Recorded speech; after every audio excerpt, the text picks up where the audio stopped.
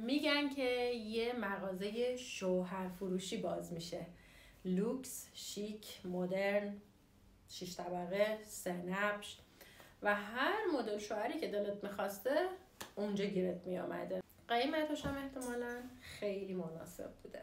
اما اونجا یه قانون داشته. قانونش هم این بود که طبقه اولو که رد میکنی میری دوم، دیگه نمیتونی برگردی به طبقه اول، فقط میتونی به سمت بالا بری. یه خانومی میره اونجا یه شوهری بخره، میره طبقه اول، میبینه که اونجا نوشته این شوهرها همشون شغل دارن.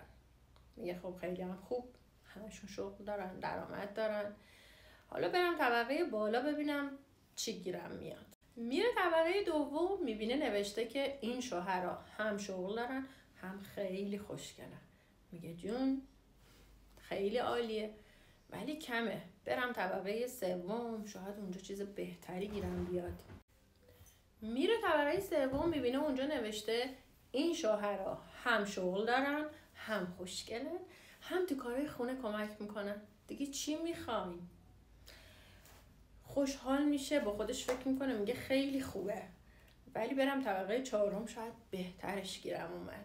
میره طبقه چهارم، میبینه اونجا نوشته این شوهرها هم شغل دارن هم خوشگلن هم تو کارهای خونه کمک میکنن هم بچه ها رو خیلی دوست دارن. میگه دیگه چی از این بهتر؟ بچه ها رو میندازم سرشو، میرم عشق و حال خودم میکنم.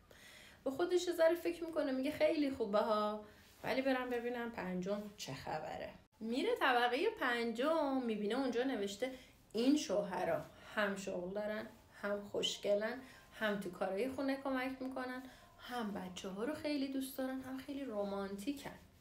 دیگه زن چی میخوای؟ بپیچ بره. پیش خودش میگه که یه ذره فکر کنم، تا اینجا که رسیدم هی هر طبقه بهتر بوده، برم طبقه 6، شاید اونجا بر من یه شاهزاده، یه لعبتی چیزی گذاشته باشن کنار.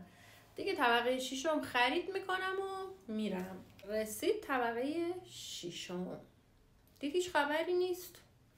یهو یه صدایی پخش میشه، میگه که خیلی خوش اومدین به طبقه 6، شما 48,756,432 نفری هستین که میایید طبقه 6.